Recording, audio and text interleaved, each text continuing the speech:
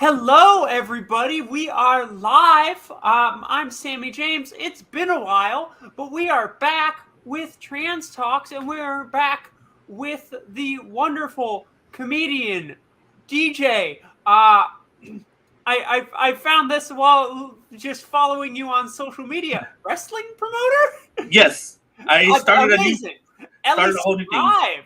Thanks. Hi everyone. Nice to meet you. Hi. Thanks for watching. Yeah, thank you for being here. First thing I ask is for you to introduce yourself a little bit more. I specifically ask, what words do you use to describe yourself? And that can be any sort of identity words, and it can also just be, nerd. Whatever words, strike you. And after that, feel free to give any further intro you'd like to give the people. Okay. So of course my name is Ellie Strife. It's right on the letters. I usually pronouns I go by are she, they, or she, her. For like myself, I'm kind of just like I would call a kind of a nerd. Actually, like you got that run right. I'm very much of a nerd. Nice. I'm as my friend called me, the local virtual trash bin dweller. I'll be looking around online, in every little spot because I'm an RPG fan. I love exploring. I love exploring in video games. Mhm. And so, like, yeah, just a big old nerd. I love video games. I love comics. I love technology. I love everything. Just about nerd stuff. Not being a nerd is cool. Before it wasn't cool. When I was one of those before it wasn't cool, stuff like that. But Yeah. So, you know what? I'll start with the soft fun question. What's your favorite video game, or have I already made it hard? No. Actually, no. My favorite video game is Final Fantasy VII. I grew up playing that one. It was just one of the favorite games I played because, like I said, that got me into RPG video games. And with Final Fantasy, I learned a lot too because I learned how to like just do strategy in general. I learned that from that video game. I learned about computers because I was interested in how they program the game. So I went looking into how they make video games, how they program them, and stuff like that, which got me into computers, which got me into like just more stuff later. Like got me into like what is it, technology, how to build them, how to do all that stuff. Because I ended up working for Geek Squad later and a bunch of other stuff. Cool. So, and do I have this right? You also stream? Yes, I do stream. I'm a video game streamer. Cool. I do that on the Twitch platform. If you look up my name, it's under Ellie Strife too. Just look it up, twitch.com/Ellie Strife. I was on a different platform called Mixer. If you're familiar with that one, it was by Microsoft, and they unfortunately shut it down and sold it to Facebook. And it was one of my first times streaming on there during the pandemic between like 2020. I was doing really well. I had a good amount of viewers, and then they decided to sell us to Facebook, which, if you've been on Facebook, it's just, yeah. So imagine like being someone who is in my genre going to Facebook and this is the comments where it's just crazy. And then and I was just like, nope, I'm done with this. Mm-hmm. I went to Twitch, started a new channel, and then just started back off to streaming again. Like I like streaming. I like talking with the viewers. I like engaging with video game people. I do chatting every now and then. So like, mm-hmm. I just like, I like talking with people. I like, even right now, like we had comments, I would engage with you guys and stuff like that. Cool. Yeah. And if there are, you can see it below the screen. Maybe you can't. If you have a question for Ellie as we're talking, feel free to drop it in the chat, and I'll ask it. Yeah. So, do you have? Is there a common game that you've been streaming? I don't know a whole. I'm not a big video game person. Oh, really? Huh. Okay, so I like them. I just haven't played a lot in recent years. Oh, so like a really popular game to stream is Fortnite. It's like a battle royale game. I know that one.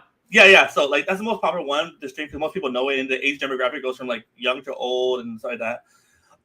Then I'm not really. There's another popular one called Call of Duty. I'm not really a big Call of Duty person because it's just filled with bots and people just like getting mad in that game. It's just like over. I like to play games because I have fun, like just like kind of like a break from real life. Yeah. And then like that, it's just too stressful playing Call of Duty.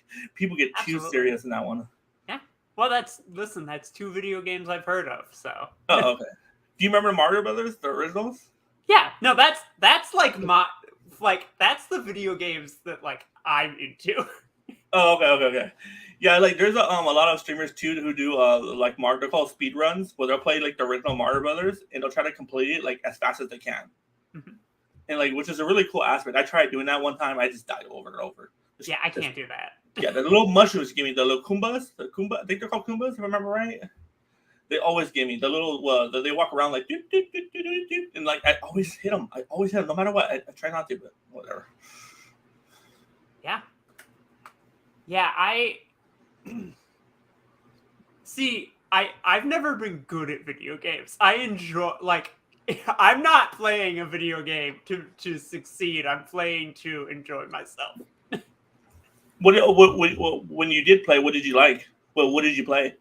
I was a big Zelda. Oh, okay. I was a big Nintendo person. That's what I grew up with. It's uh Zelda, Castlevania. Like the most recent games that I was really into. I was um really into. See, now I can't even remember what it was. But it was it was similar to Castlevania. I can't remember what it was called now. Did you ever get to play Luigi's Mansion? Oh yeah. I played Oh, that. that was so fun. Yeah. And then what's it? What you're Nintendo, so you're part of like what GameCube genre and stuff like that. Oh Like yeah, 64? I had a GameCube. I had Double Dash and all that. Oh, I remember mhm. that. And then there was Mario Kart. To this Mario Kart, day, if there's a Mario Kart out, I will find a way to play it. And like Pokemon, I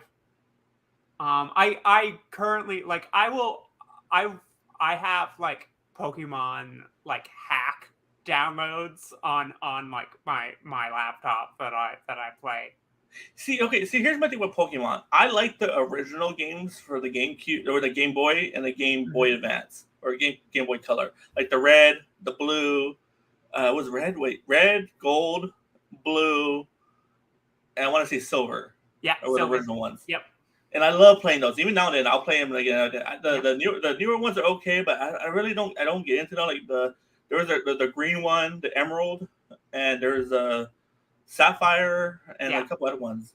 And I remember when I got a GameCube. The GameCube, a lot of people, if you don't know this, had an attachment for under it where you can actually play old school Game Boy games and Game Boy Advance games.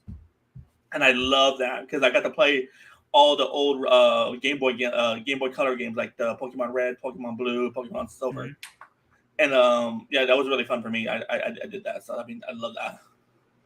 Yeah. Do you have a favorite Pokemon? Pikachu, of course. I like Pikachu. Then my secondary Pokemon would probably be Psyduck. Okay. Oh, I love a Psyduck. Right? Bulbasaur will always be my favorite. Oh, Bulbasaur. I like Bulbasaur too. Yeah. You know what's a very other one that I never really got to see a lot of was Togepi. Yeah. Togepi was wonderful. Yeah, but like she never like really like I was like one episode where she kind of like showed a little bit of powers, but I kind of wanted to see like the full like the evolved version of Togepi. I don't think they ever showed that. They only showed the baby Togepi. Yeah. I mean, they have it in the game. They do.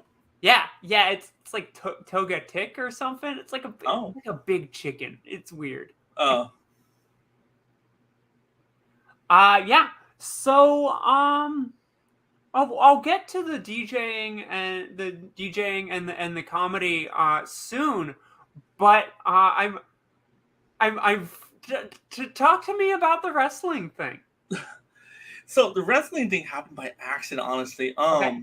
So like, okay, with the pandemic and everything going on with the pandemic, you know how like pretty much everything I did stopped. I'm a comedian. We couldn't do in-person stuff. Stopped. I do karaoke. That stopped. We can do in-person stuff. Mm-hmm. And then I'm a DJ too, like you mentioned, and that stopped too. So like all my revenues of income like kind of pretty much dropped off. But I was bored though, because I was besides being my revenue income, I did those for fun. I enjoyed doing those. And so like I was trying to think of something else to do that I enjoyed. And this is like maybe like towards the 2021 mid, like maybe like around July, around there. Like the pandemic's almost over, the first one, because we had a second wave. And I'm trying to think, you know what people don't want to go out to shows like I don't know, like it's really weird. People don't when they're going out, they want to go out, but they want. I was thinking, you know what? Let's do something new. Like when people want to, when they're ready to go out, they're gonna want something new. They're gonna want something fascinating. And I was like, you know what? I like wrestling. I was always a fan of wrestling. Mm-hmm. And but I before the pandemic too, I hosted drag shows. Like I actually put on my own drag shows and all that stuff. And so I was, you know what? You know, it'd be really cool if I combine these two genres, drag queens and wrestling, and merge them. I mean, how has that not happened before? Exactly. And I was just like, wow, you know, that'd be something really cool. And I had a friend with me. We were riding to Monterey, and we were talking in the car, and she was talking about how she was like, oh, I want to, you know, she's if I when I'm in full gear, if this BZ does not get off the stage, I'm gonna throw her through the table. Mm-hmm. And I was like, and I pictured that in my head. I'm like, oh, this is definitely got to be a thing. This is definitely got to be a thing. And I was just like, okay. So I looked into how to start a wrestling show, and there was nothing like nothing. And I was like, okay. So I went online and looked, what do you need to like for wrestling? The most important thing is the ring. Mm-hmm. The ring. You need a ring. So I went on a search for a ring. That was the first thing. I was like, hey, I need a ring in general, no matter what I do. I went looking for a ring. I found a ring. I hit up everyone I know, and I finally found a ring. I found someone who does ring rentals and stuff like that. It's a local wrestling school. And I talked with them. I said, hey, this is my idea. I want to host my own wrestling shows, but I also want to. I'm going to make it an LGBT twist. I want to have drag queens and stuff like that wrestle, and I want to have it be LGBT themed because there's a not a lot of people know this. Wrestling, well, I guess people do know this, but in the earlier wrestling was very macho, very anti-LGBT, very very it's a very what do you call it, masculine profession. But lately, in the last couple of years, I would say the last 10 years, huh? Absolutely.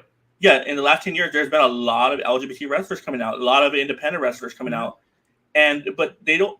The problem is there's not a lot of promotions that are very LGBT friendly, and there's not a lot of promotions who highlight LGBT wrestlers. Mm-hmm. And I was like, you know what? This will be really cool. I can make something new that for the audiences and people to go see, but at the same time, I can support people in my own community, support people, give them a platform where they can actually shine more. Yeah. And that's what I did. I got the ring. I started talking with other wrestlers because I'm a comedian, so I knew a couple people who did comedy and wrestling. So I talked with them, started getting connected with the wrestling community, and then started booking out wrestlers. And then we had our first show in August of 2021, and and it was like the end of August, and we called it "What a Drag Wrestling," and then it did really well. We sold out our first show, and then people liked it so much. They're like, "Hey, we need your second show." We did it. We did it 3 months later. And then that did really well, and then we started building a following, and people like it. And now I do it every 3 months. Our next show is literally May 28th, and then people just like it. It's something new. It's something different. Like it's not your mama's or daddy's wrestling show. It's like we literally have drag queens performing. We have people in drag wrestling, and it's just it's a fun, crazy show. Yeah. Cool. Yeah, and like no matter who you are, you can come dressed up at the shows. You can come regular yourself. You can, at the shows. It's just it's a fun atmosphere that's different than normal. Like with a lot of within the community, a lot of the drag shows and everything take place at bars. Unfortunately, so a lot of the younger demographic can't go. Anyone under 21. There's not a lot of events for people who are all ages or maybe younger youth and stuff like that, unless there's like a pride parade or something, which they can attend. And that's what I was looking at with my shows. Like I wanted to have a place where people can take their kids to, so they can see people who are like them or related to them or feel comfortable. Maybe they're just non-binary where they just want to feel somewhere they can feel comfortable with, and they can't go to a bar, they can't do all this stuff. Maybe some parents don't know where to take them. This is a fun environment. It's not only a wrestling show. Like I said, we have a drag show in between, and it's just fun. Like you get to meet people. We have we're working on with the community events organizers to have like LGBT boost there so people can get support and stuff now too. That's awesome. Yeah. And you're on the West Coast, right? Yeah, I'm on the West Coast of California. Yes. Cool. Because I know a few LGBT wrestlers, but they're over here on the East in Coast. Monterey, Canada. I'm in the East Coast U.S. Oh, okay. That's right. I keep thinking. I don't know why. I was thinking of Canada. I keep thinking of what's her name. Well, because you were on a show with another woman who was from Canada. Yeah. Yeah, so it's like, yeah, listen, it's honest. If you think I'm from Canada, I take it as a compliment, so it's fine. Yeah. I should have known you're not from Canada. You're not going to A. Listen, I'm glad you weren't instantly like, you're from New Jersey. Yeah, I've heard about it. I watched enough New York stuff to know that. Yeah, I'm from New York. Huh? Yeah, no, yeah, it's like the wrestlers in your area. Like, what do they perform? Like, do you guys have any like actually pure LGBT shows out there? Or I don't think we do. But a former guest on this show, PJ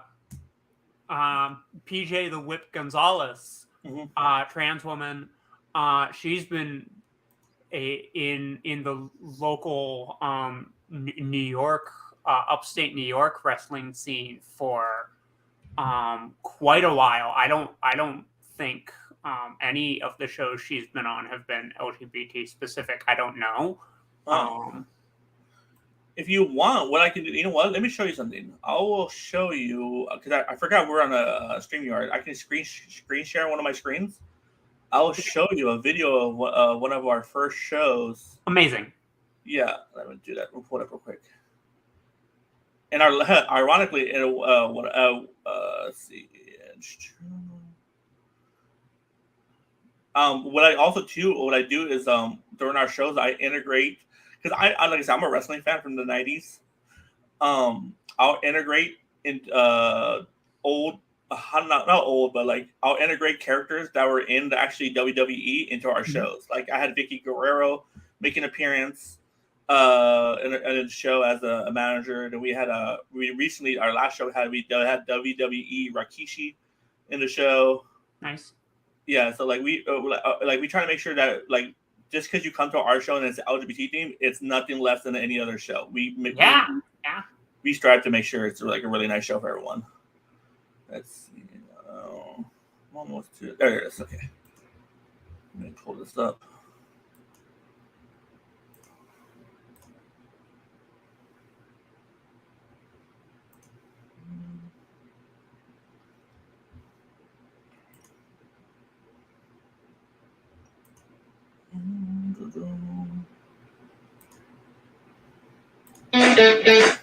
Okay. See if I can screen share. If not, send it to me and I will. Okay, share system audio. Should be able to do it.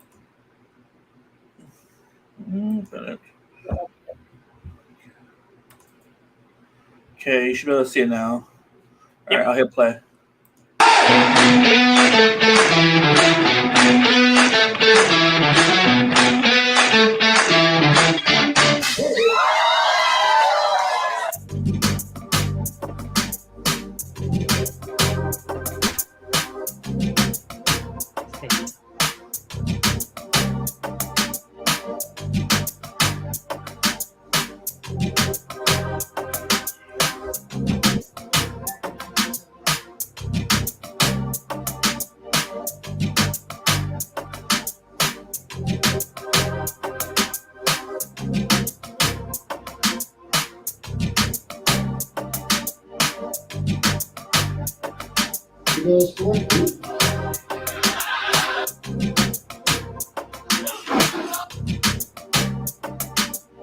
That's why the beer slow.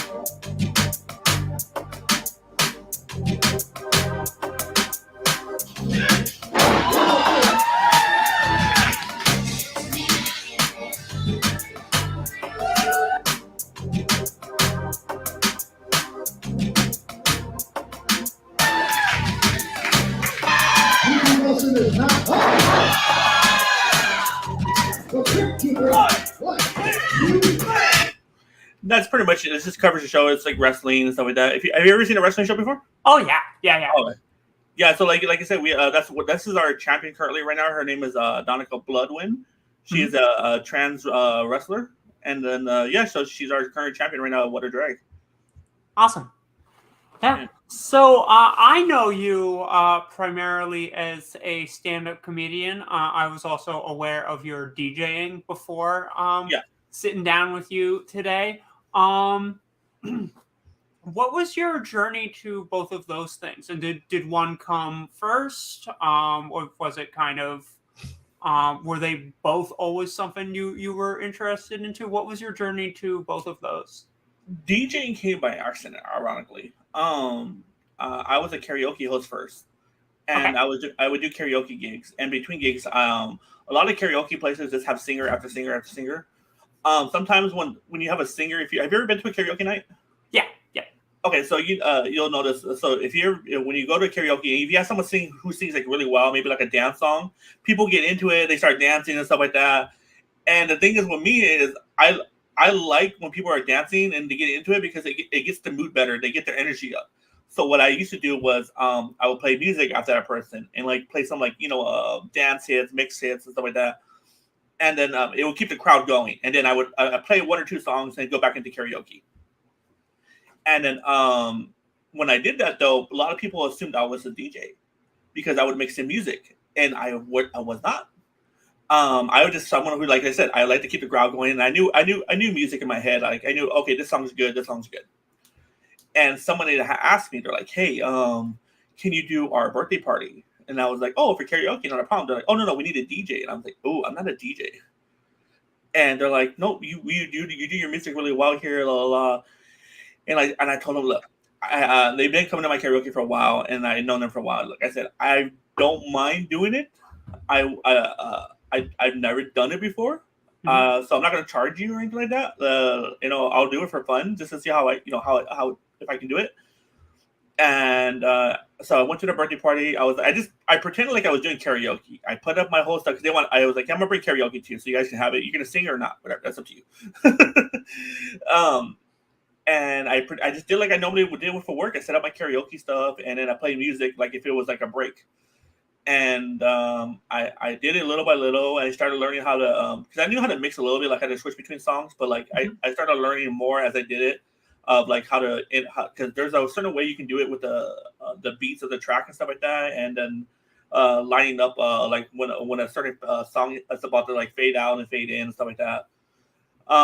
Lowering the bass on songs and stuff like that as you go into it, because like if you're going to a song that has a lot of bass, it's gonna like clash, so you want to lower it and stuff like that. But I started learning all that stuff, and as I did it, I got better. And when I was at their birthday party, one of their cousins hit me up. They're like, hey, can you do our party?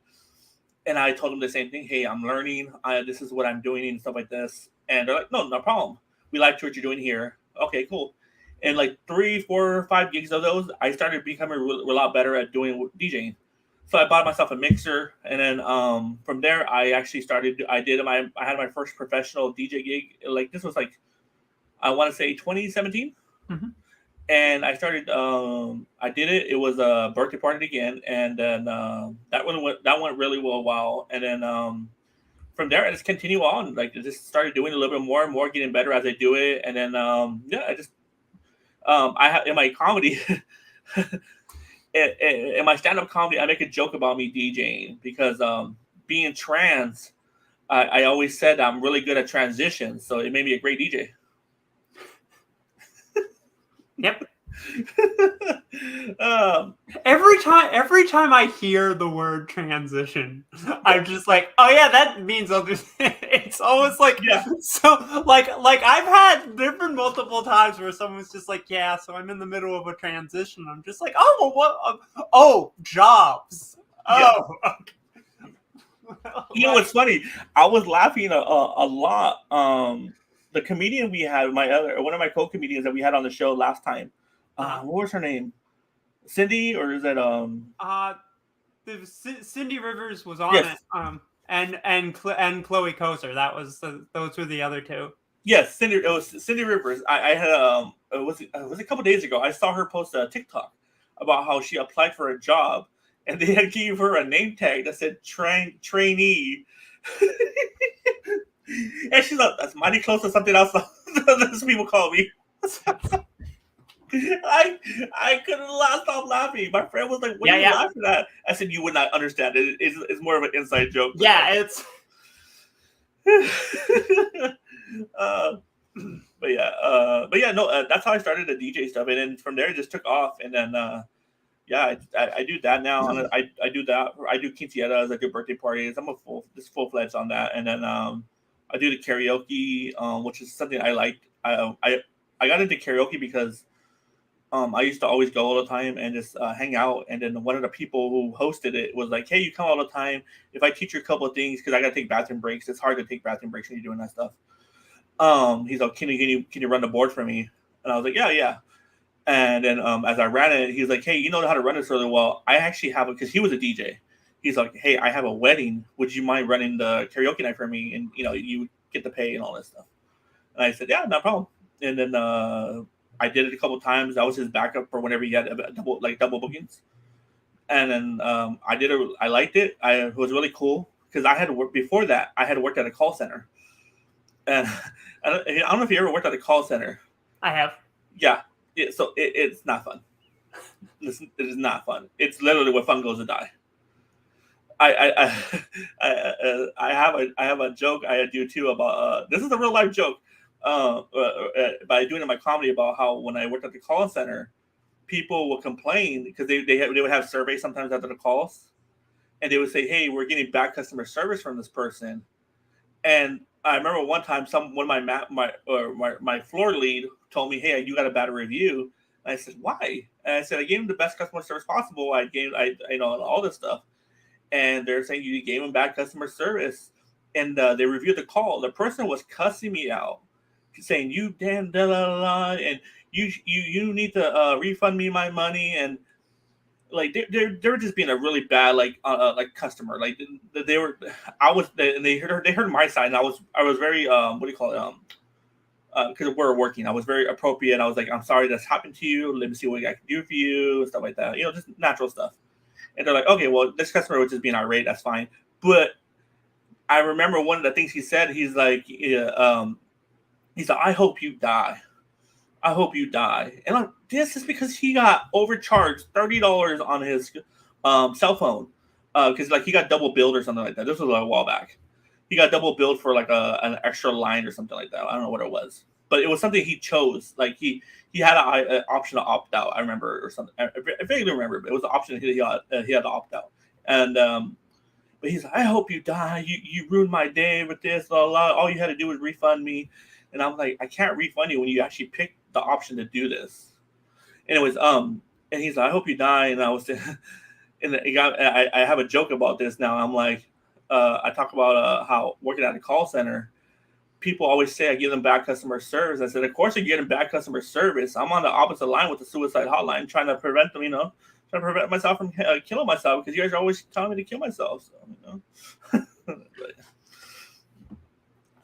yeah. What are things with you? Like, what do you do for your fun when you're free time? Yeah, I'm a writer. I write short stories. Lots of stand up. Hang out with my dog. Lots of different performance. Just storytelling.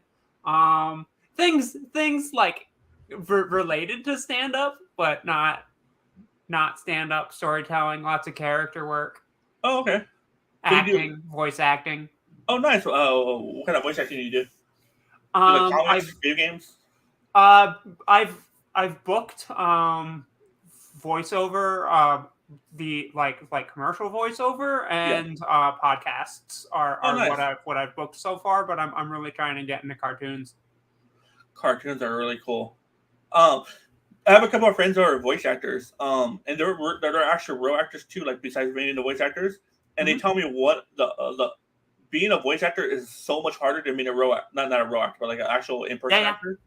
Mm-hmm. And he's up because he was telling me he's up because in real life you have the director telling you all, and you get the script, you get all this stuff, and then like voice acting, you don't know what you're going into. Yeah. You just drop into it, and then half the time, like they can't tell you certain things because either the project's not, you're not, like you only get like a certain snippet of it and stuff like that. Yeah. Yep. And so like he was like, it's really hard to portray a voice or a feeling or like a scene when you don't know what it is. You just have the words, so you have to kind of emphasize. And he was telling me, I was like, oh, that is hard. Yeah. It's like you don't know if it's supposed to be sad, you don't know if it's supposed to be happy. It just says, hey, like Emily's walking through the door, and you're supposed to say this, Yep. You don't know if that tone is supposed to be angry, sad, or whatever, Yeah, it's a good time though. I enjoy it. So who are your who would you say are your comedic influences? Or like I don't know a whole lot about the DJ industry, but if you have DJing influences, like tell me those too. For the DJ influences, I kind of like. I don't have just like one. I kind of like the entire genre. I'm kind of a go with the run person, like with the DJ music, like because I like a lot of different stuff. I like Korean music, I like pop music, I like American music, I like hip hop, I like rap, country. That's the one good thing. Like when I do events, is I'm very open. So when people, that's why I get booked a lot for different stuff because people don't normally with the DJ they have a genre they do, and they play from the playlist they know, and they play the songs they know.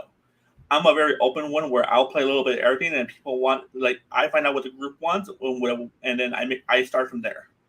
And then if they want country, I work on country, and then I mix in a little bit here and there. Where typical DJs will just be like, hey, I'm a hip hop DJ, I play nothing but hip hop. Hey, I'm a country DJ, I play nothing but country. Hey, I'm an EDM DJ, I play nothing but house music and all this stuff. And then yeah, so it's just really weird on that part. As for comedy. That's a good one. That's a harder one for me. I like Amy Schumer. She's really good. What's her name from 30 Rock? I like her comedy. I like her writing very well. I forgot her. Let me look her name up. That's the bad part about me. I have a bad memory.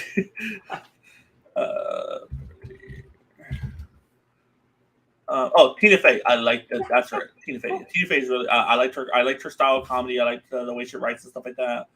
Who else was it? I like Amy Schumer. What's her name? She has a podcast too, and I was just listening to it. Shoot. She was on a TV show on NBC with her husband. Wow. See, this is, I'm really blanking. No, that's fine. Comedian. Where's she at? I'll find her right now. Oh, yeah, Sarah Silverman. Yeah, absolutely. Yeah. I really like her, and then I think that's besides her and just Whitney Cummings. That's about it. Yeah, cool. Yeah, those are like more genres I got picked from and stuff like that. And I used to watch them growing up and stuff like that. And then I like their style of comedy. They're always very blunt about their comedy. They're always very talk about their life and situational humor and stuff like that. And they really do talk about like life aspects that people don't normally like to talk about. Because I think real life is more funny than anything made up.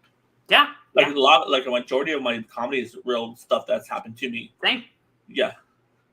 And it's just like I don't know. I just always thought that was funnier. Yeah. Yeah. It's like mine. It's always the setup is always like completely truthful for me. Like a lot of times punchlines. There's some fiction to punchlines. It's like like no like. It's like, no, that part of the conversation didn't happen. But because I remember one of my people who, when I first started comedy, not a teacher, but kind of a teacher, but like someone who I kind of went, it was a veteran comedian who I went to all the time. Mm-hmm. He'd always tell me, you don't have to lie in your comedy. You emphasize a little bit more to give it like a more dramatic twist. Because a story is a good story, but if you can add a little bit of extra twist to it, the audience will love it. And it leaves them remembering you. And he's all, and the one thing with comedy is you want them to remember you, whether it's good or bad, Yeah, because they absolutely. remember you. Yeah, and Yeah. then I remember. Did you? What was this? There was a. I'm trying to remember his name. There was a comedian who had bombed on stage so bad. It was on I want to believe American Idol or Okay. America's Got Talent. One of those competition shows. Okay. He had bombed so bad that he ended up getting booked because he got bombed so bad, and people called him the bombing comedian. It was like really funny. And then people wanted to go see him because they wanted to see the train wreck. And then, like, I think he ended up becoming really good because he, like you said, the more time you get on stage, the more practice you get. Yeah. Yeah. And then, like, it became this opposite where he got better, and people were like, "Oh, we want to see you." Oh, he's good now. Yeah, he's good now. It was on like I want to say the X Factor. It was one of those reality TV shows. Yeah. Because it was the same thing that happened to William Hung. Do you remember William Hung? Yeah. Yeah, I remember William Hung. Yeah, he was so bad at singing, or maybe it wasn't he bad, but it was just like because he was like a different genre, a different nationality, and then people just like loved hearing them because it was just like bad but good. Yeah. And what was the song he sang? It was She Bangs. Yeah. Man, I haven't heard that in ages. Yeah. So I 2 questions I ask every time on this show. What gives you gender euphoria? That's a good one.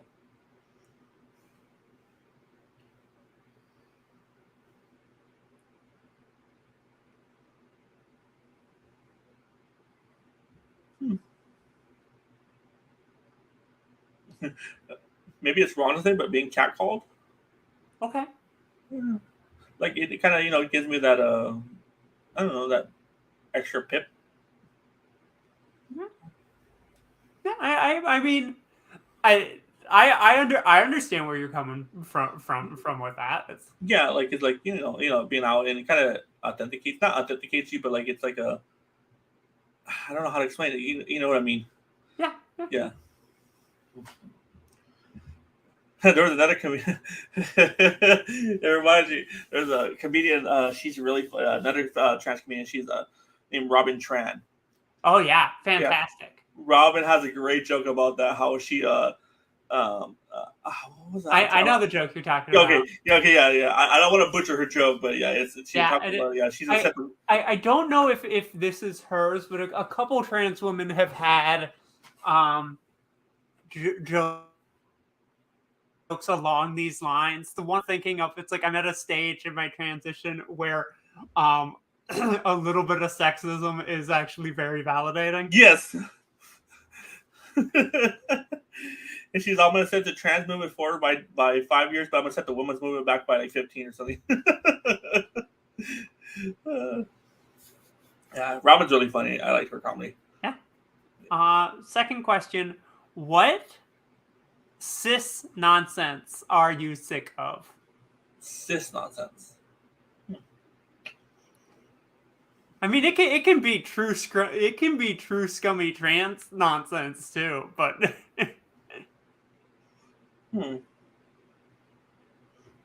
What's up?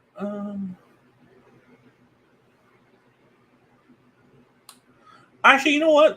Cis nonsense. I would say stereotyping. I'm really tired of people stereotyping people.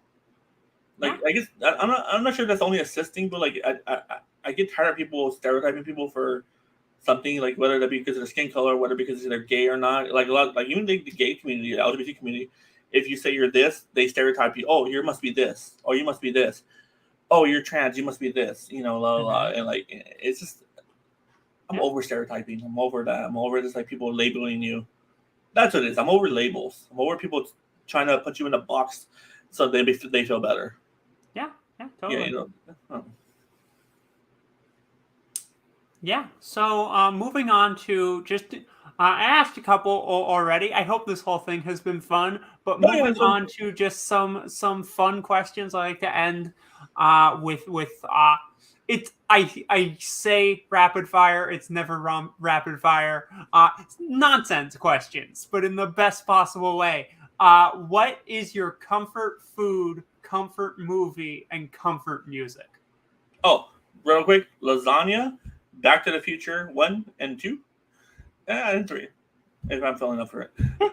And then what was the last one? Comfort music. Comfort music, definitely Britney Spears and NSYNC. Yeah, old school. Like this, like Britney. I don't know. I like Britney. I always liked her, and I remember when she first came out. Man, that was like I love the old school Britney. And then NSYNC was always a fun one to me. Like a lot of people, it's so weird. A lot of people know Justin Timberlake because he's a solo singer. And I remember one time I was out with my friend, and her daughter came up, and she was like, bye. I was like, oh yeah, you like NSYNC, huh? She's like, what's NSYNC? And I was like, oh, that made me feel old. I was like, okay. Yeah. So well, what was I gonna say? So like Britney Spears, she's not someone I listen to regularly, but one of the songs that is like most often stuck in my head is "Toxic." Oh, Toxic is a good one. Just like every like once a month, I will find myself whistling "Toxic," just like. A couple of our favorite ones I like. One is Lucky. I like Lucky. Mm-hmm. I like Crazy. That's a really good one. That's an old school one that a lot of people don't. It's a very underrated one. I think Crazy. One because it was also like Melissa Joan Hart was in the music video too. If you ever watched the original music video, I don't think I have. Yeah, look it up. It's a really crazy. It's a crazy music video. But like I said, Melissa Joan Hart's in it. If you don't know who Melissa Joan Hart, that's Sabrina the Teenage Witch. Melissa Joan. Yeah. They might not. They're winning. But that was a really good one. And then of course the original Baby One More Time. Yeah. Everyone, if you don't like Baby One More Time, I don't know if you're not a Britney fan. Yeah. So, what is your favorite animal? Well, that's a tough one. I don't think I've ever thought about favorite animal. I would probably say I want to say a Pokemon, but listen, I'm gonna ask fictional animal next. So just you can have that in your. I'll say for real animal, I'd probably say like a. I would probably say a wolf. I like a wolf. Awesome. They're very independent. They can travel with a pack, but they can also travel alone. They're very independent animals. Mm-hmm. And favorite mythological creature or fictional animal? Oh, I like Charizard. Again, for the same reasons. He's very he's self-sufficient, and he'll let you be around him if he wants you to. But he doesn't need you. He'll fire breath at you. Yeah.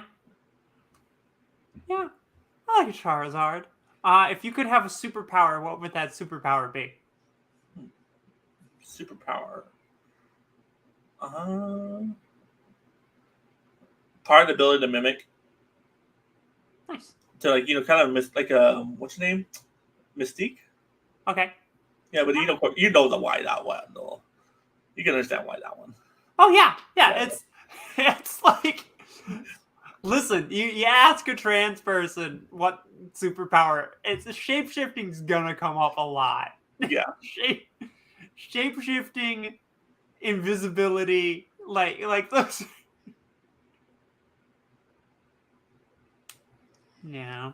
What about you? What would be one you have? Honestly, I was always into the phase shifting, going through walls. Oh, okay. I was always fascinated with that, or stopping time. Oh, stopping time's a really good one too. Yeah, and I feel like that's on the list of common trans superpower fantasies. Just the thing about stopping time though, it seems like a little one, but it's actually really big though. Because if you think about it, when you stop time, you're stopping it for everyone. Not just you, not people around you. You're stopping it for everyone. And then, it's a really big power to have, but also a very little one. Because you think you're doing it for yourself or the people around you. Let's say someone's about to get hit by a car, you stop it, but you're stopping time for everyone, every universe, everywhere. It's crazy. If you think about the repercussions of that stuff like that, because everyone stops, but and the oceans still go. The plants are, I don't know, there's like a weird analogy about stopping time, because if you look at where people stop and objects stop, but things that are natural don't stop, like waves, ocean waves, and all that stuff. Yeah, and it's like, we invented time, so how are we Yeah. stopping it? Well, that's why the analogy says like oceans don't stop, because they don't follow the flow of time. We follow time. Cars follow time. Objects follow time. The natural phenomena don't follow time. Like oceans, trees, and stuff like that. I don't know. It's a very weird. I'm a very sci-fi fan, so like I get into all that stuff. Yeah, I'm into it. Yeah. So favorite dinosaur? Don't say Charizard. Oh, damn it! That was no. Favorite dinosaur. I'm actually. That's an interesting one.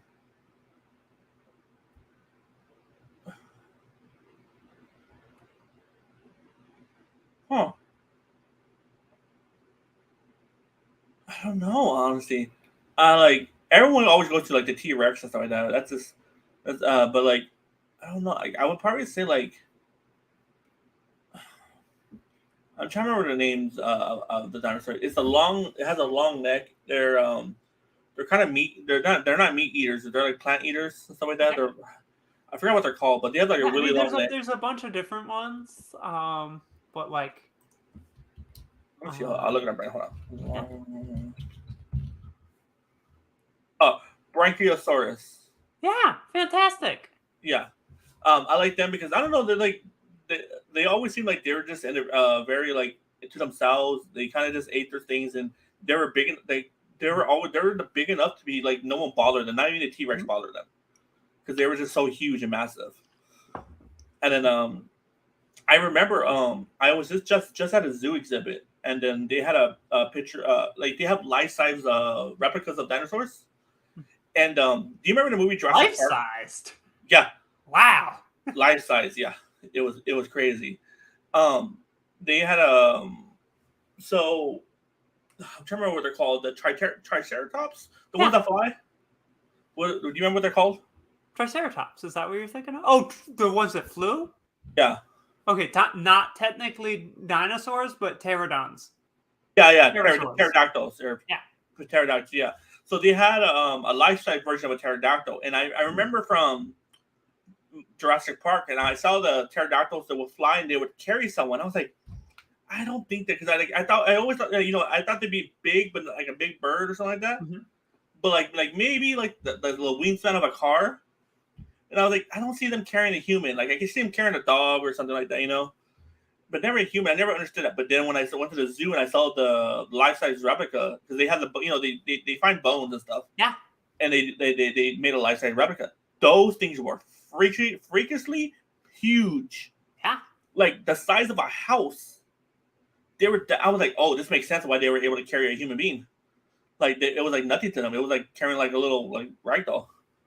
And I was just like, those things were huge. It was like 2 stories high. It was like really big. Yeah. So if I ever go to Jurassic Park, I'm staying out of the area where those are at. Yeah, cool.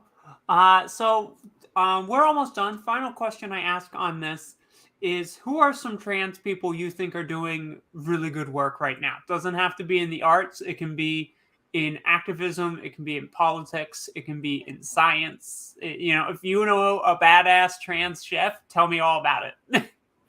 Trans chef? I'm trying to think if I know a trans chef.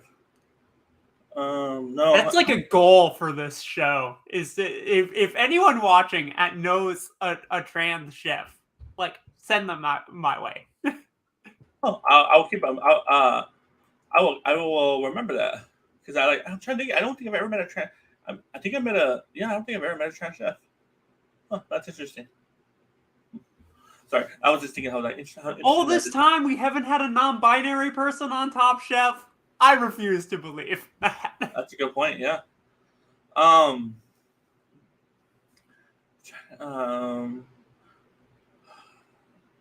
People who make a difference. I'm trying to think of who make it.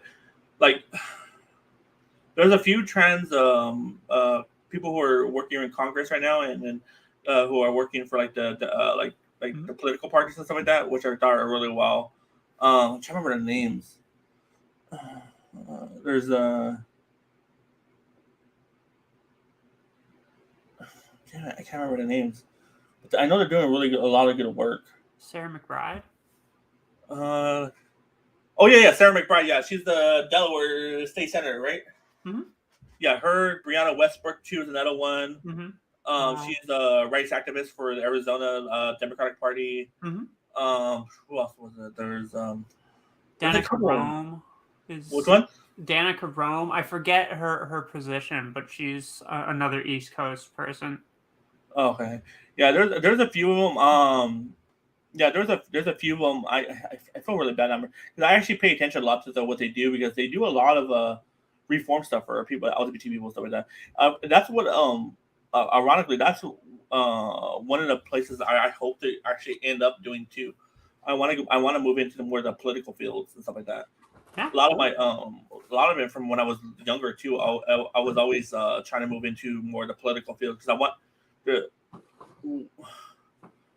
There's not a lot of representation for certain people and certain races and stuff like that. Like me being Hispanic and stuff like that, even like LGBT Hispanics and stuff like that. There's not a lot of representation for that. And I always wanted to try to half the reason the shows I do are just to make sure people have a safe environment, safe place to go.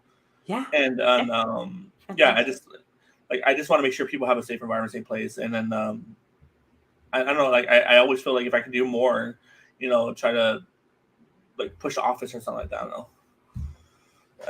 That's later on, but like that's something I still want to do. I want to make sure because I don't know, like our legislative right now is like really bad, especially I was watching I'm not sure if you ever do you ever go on Twitch?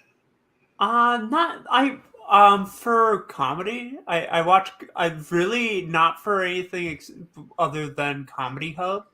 There's a channel on there. There's a channel called Transverse. It's a Twitch channel run by nothing but trans person runs it. She does interviews, kind of similar style to you, and she has a lot of political guests on there, and then a lot LGBT related, trans related stuff like that.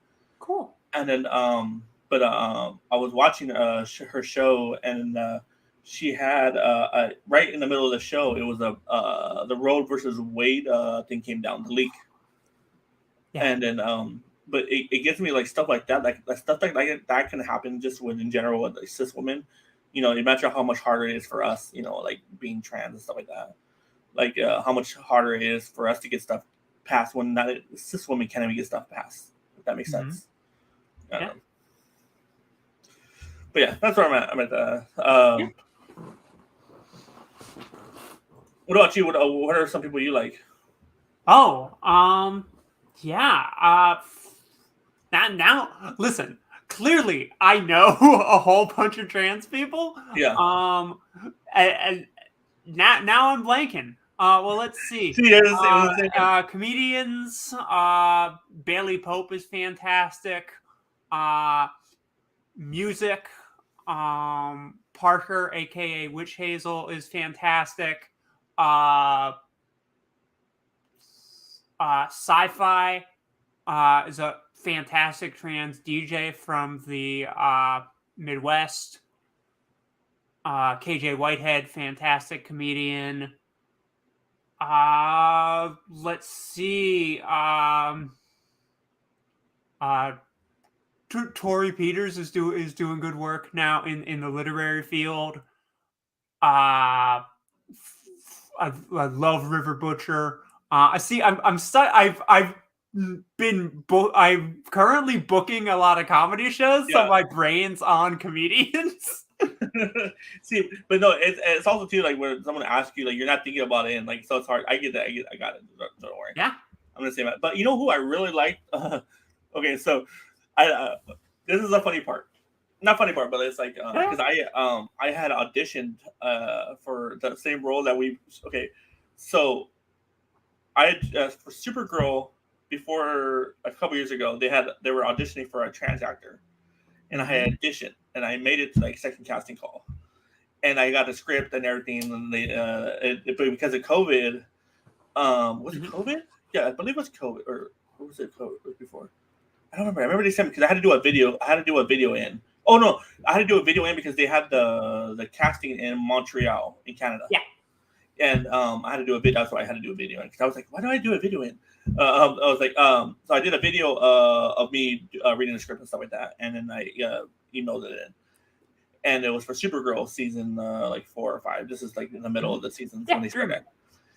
And they were looking for a trans character, and I was like, "Oh, cool! I'll try it out, stuff like that." And I remember they told me they're like, "It's between you and a couple other people," and I was like, "All right, cool." But one of these people, I didn't know. See, I didn't learn until later. They're like, "Oh yeah, unfortunately, someone else got the role. Someone else got the role." I was like, "Okay, cool, no problem." And but she was really good. Her name was Nicole Maines. Nicole Maines. Yes. Dream guest for the show. Yes. It'll never happen, but but she was she was so good at it. Like she I can see why they picked her in the casting and stuff like that. Just her attitude, and then her when she's off the screen, her activism and that stuff like that. Oh, absolutely. It's really good, and like I'm still sad that I didn't get the role, but it did go to someone who, because I felt like because it was one of the few roles where they actually were casting a trans person for a trans role. Yeah. And like, you know how they always do this with the, I don't know, I'm kind of in like in the TV industry too, like where like, because I audition for stuff, but a lot of the trans roles go to straight males who are just, they haven't cross-dressed or something like that. Mm-hmm. And then and so they don't take the effort to actually hire trans people or so there's that Amazon show called what was that show called? It aired a couple years ago. Trans America or Trans. It followed like a dad who had transitioned. I forgot what it was called. It was on Amazon. Transparent. Transparent. Yeah. So, but that he was not trans. He was just an actor who had portrayed someone who was trans. Oh, don't get me started on Jeffrey Tambor. Yeah. So we're in the same level on that one, but yeah. So like but with this actor, I was really amazed because one of my friends who was a casting director, he's like, hey, you need to apply for this. He's like, you're a comedian, you're funny, apply for this. I'm like, cool. So I recorded, applied for it. You know, I waited like a month because it was they were doing a really quick turnaround on that. Yeah. But it went to her, and I remember I waited because I had the funny part is I had the script, the first script for the episode, and I knew what was going to happen. I'm like, ooh, this is going to be so good, and it couldn't say it because of and stuff. And I was like, oh man, I wonder how they're going to do this and stuff like that, and then. They did change it up a little bit, which is really interesting watching TV because, like, you see how they changed stuff for the TV compared to the script we had. Yeah.